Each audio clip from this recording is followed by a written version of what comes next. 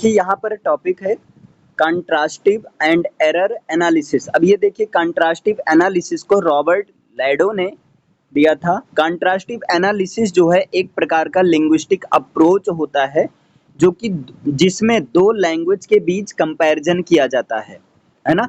इस ऑर्डर में कंपैरिजन किया जाता है ताकि दो लैंग्वेज के बीच में जो भी सिमिलरिटीज हैं, जो भी डिफरेंसेज हैं, उन सबको आइडेंटिफाई किया जा सकता है। तो इतना क्लियर है। कंट्रास्टिव एनालिसिस एक प्रकार का लिंग्विस्टिक अप्रोच होता है जिसमें दो लैंग्वेज के बीच कंपेयर किया जाता है और इस ऑर्डर में कंपेयर किया जाता है कि दो लैंग्वेज के बीच जो भी सिमिलरिटीज हैं, जो भी डिफरेंसेज हैं, उन सबको आइडेंटिफाई किया जा सके।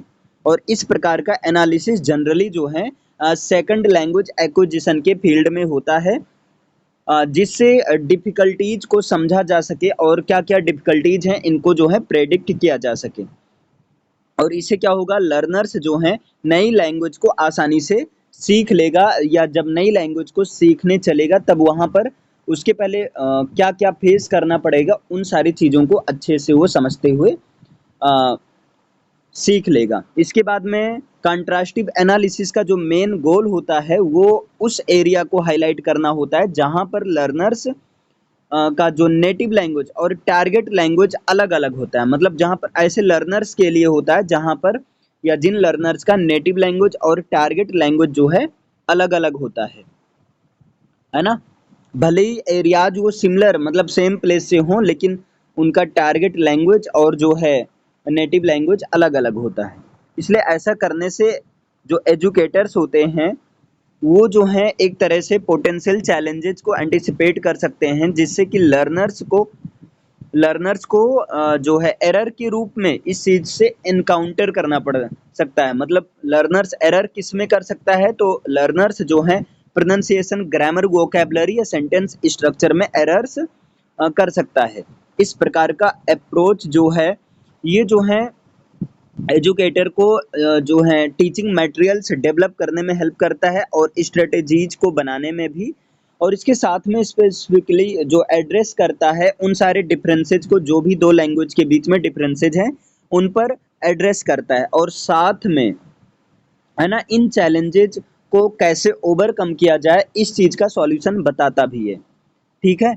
और ऐसा इम्पोर्टेंट है कि ये नोट डाउन किया जाता है कि कंट्रास्टिव एनालिसिस जो है एक वैल्यूएबल इनसाइट्स को प्रोवाइड करा सकता है, और ये चीज़ जो है लैंग्वेज के साथ कंजंक्शंस में भी यूज किया जा सकता है। लैंग्वेज टीचिंग मेथड जो डिफरेंट टाइप के मेथडोलॉजी का यूज करते हुए इसको जो है कम्प्रिहेंसिव करने के लिए एक इंश्योर किया जा सकता है। और मतलब कुल मिलाकर ऐसे समझो, जो लैंग्वेज इंस्ट्रक्शन के लिए इफेक्टिव अप्रोच होता है या कम्प्रिहेंशन होता है, इन सबको इंश्योर करते हुए टीचिंग मेथडोलॉजी से लैंग्वेज को आसानी से सीखा जा सकता है। अब इसके बाद में देखिए कंट्रास्टिव एनालिसिस के टाइप क्या होते हैं।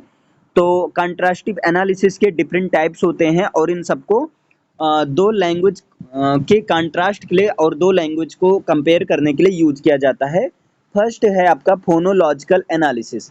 फोनोलॉजिकल एनालिसिस इस प्रकार का एनालिसिस जो है फोनीम्स यानी कि साउंड को कंपेयर करने पर फोकस करता है। फोनीम्स और प्रोनंसिएशन रूल्स, जो भी दो लैंग्वेज के बीच साउंड यानी कि फोनीम्स और प्रोनंसिएशन से रिलेटेड रूल्स होते हैं, उन पर कंपैरिजन करते हुए उस चीज़ को फोकस करता है ना। और ये फोनोलॉजिकल एनालिसिस जो है ये फोनेटिक इन्वेंट्री में डिफरेंसेस को आइडेंटिफाई करता है। इसके साथ में जो है फोनोटैक्टिक्स होते हैं, स्ट्रेस पैटर्न्स होते हैं, इंटोनेशन होते हैं या अदर एस्पेक्ट ऑफ प्रोनंसिएशन होते हैं, इन सब पर भी ये जोर देता है। सेकंड है आपका देखिए कंट्रास्टिव एनालिसिस के सेकंड टाइप की बात करें तो वो है मार्फोलॉजिकल कंट्रास्टिव एनालिसिस। अब देखिए ये क्या होता है मार्फोलॉजिकल कंट्रास्टिव एनालिसिस। इस प्रकार का जो एनालिसिस होता है ये दो लैंग्वेज के मार्फोलॉजिकल स्ट्रक्चर्स को कंपेयर करता है, और जिसमें वर्ड फॉर्मेशन, इन्फ्लेक्शनल या जो है डेरिवेशनल मार्फोलॉजी इंक्लूड होता है, और साथ में ग्रामर कैटेगरीज, जैसे कुछ ग्रामर कैटेगरीज को कुछ एक लेंसेज एस्पेक्ट मोड या केस के रूप में यूज किया जाता है। नेक्स्ट थर्ड जो है कंट्रास्टिव एनालिसिस है वो है सिंटैक्टिक कंट्रास्ट सिंटैक्टिव एनालिसिस। अब देखिए सिंटैक्टिव कंट्रास्टिव एनालिसिस क्या होता है। इस प्रकार का एनालिसिस जो है सेंटेंस स्ट्रक्चर में सिमिलरिटीज और डिफरेंसेज को एग्जामिन करने के लिए यूज किया जाता है, जिससे वर्ड ऑर्डर जो एग्रीमेंट है ये पैटर्न फॉलो हो सके और दो लैंग्वेज के बीच जो भी सिंटैक्टिक रूल्स है उस चीज को अप्लाई किया जा सके। नेक्स्ट है आपका लेक्सिकल कंट्रास्टिव एनालिसिस। लेक्सिकल कंट्रास्टिव एनालिसिस जो है ये वोकैबुलरी, दो लैंग्वेज के बीच वोकैबुलरी और वर्ड मीनिंग को कंपेयर करने के लिए इसका यूज किया जाता है, लेक्सिकल कंट्रास्टिव एनालिसिस का। इसके बाद में प्रैग्मेटिक कंट्रास्टिव एनालिसिस क्या होता है। तो प्रैग्मेटिक कंट्रास्टिव एनालिसिस जो है ये लैंग्वेज के प्रैग्मेटिक एस्पेक्ट्स में जो भी डिफरेंसेज हैं उन पर फोकस करता है ना। लैंग्वेज को यूज जो है एक स्पीच एक्ट या पोलाइटनेस स्ट्रेटेजीज या कन्वर्सेशनल इम्प्लीकेचर और जो है डिजीज ऑर्गेनाइजेशन, है ना। मतलब देखो प्रैग्मेटिक कंट्रास्टिव एनालिसिस में जो है लैंग्वेज को यूज करने के प्रैग्मेटिक एस्पेक्ट में जो भी डिफरेंसेज हैं उन सब पर फोकस किया जाता है। इसके बाद है आपका एरर एनालिसिस। एरर एनालिसिस को कॉर्डर ने 1967 में दिया। कॉर्डर ने इस एनालिसिस को कॉइन आउट किया, इंट्रोड्यूस किया। इसका नाम क्या, एरर एनालिसिस, 1967 में। ये एक ऐसा मेथड होता है जहां पर जो एरर्स को आइडेंटिफाई किया जाता है और उस एरर पर एनालाइज किया जाता है, एनालिसिस किया जाता है लैंग्वेज लर्नर्स के द्वारा,